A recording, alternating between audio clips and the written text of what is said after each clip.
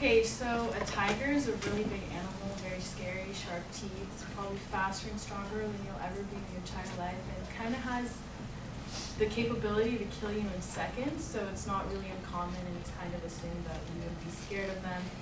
And I have a quote here by Confucius that says, "An oppressive government is more to be feared than a tiger."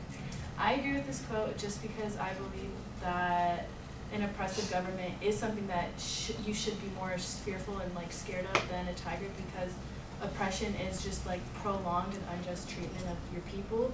And so basically, with that being said, I think that you should be more scared just because of the fact that when you're under the rule of an oppressive government, you can't really live your life to the extent that you want to. You can't really live freely. You can't really make the decisions you want to. And to me, that's a lot more scary than any animal or any other human being, because I feel like you're kind of scared of the possibility of a tiger. You're kind of scared of like the potential of a tiger. But when you're living under an oppressive government, it's like right there in front of you, like every day for the rest of your life or however long you're gonna live there. You're just kind of under really, really bad circumstances, like extremely bad circumstances, and to me, that's just not a good way of living life, and I think that I'm more afraid of an oppressive government than a tiger. Thank you.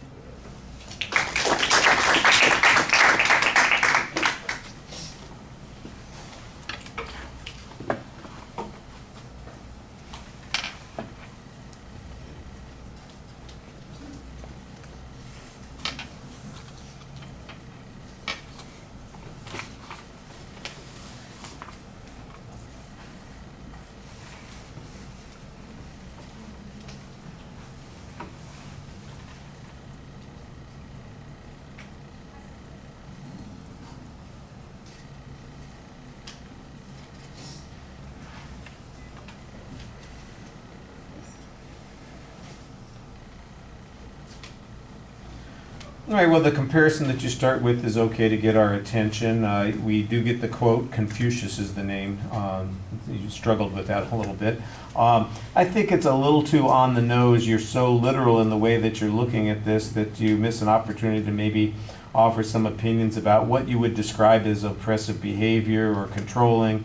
The idea that it's just about the government and that's what we ought to fear. That's okay, and if you want to stick with that, that's fine, but how about some examples of oppressive things that the government does, limiting your choices of vehicle or recreational drugs or who you can marry or where you have to live or what your job consists of. You just don't really tell us what you mean by an oppressive government. Let's face it, some are more oppressive than others, and there are days that I feel like I live in the most oppressive state in the country. But you know, the truth is that I'm not under somebody's thumb, you know. But I do feel sometimes a little irritated with the minor inconveniences that I run into. But that doesn't necessarily, you know, it's not like I'm living in the Soviet Union where I have to spy on my neighbors and line up for toilet paper. There's a big difference about what's going on there. So it just feels vague. It's a brief presentation, so there's not a lot of opportunity to observe a great deal of things that you need to work on. I can pick out two things, though, that are pretty easy. You've got your legs crossed the whole time you're standing there. You just look unbalanced from the very beginning and throughout the presentation. So that's something that you want to fix. Put your feet parallel to each other, next to each other, instead of kind of crossing them that way. When your legs are crossed that way, you just look unbalanced. Even if you don't feel unbalanced, it looks unbalanced to the audience. And then your audience contact is a little inconsistent. You have a tendency to look down in front of us when you're speaking.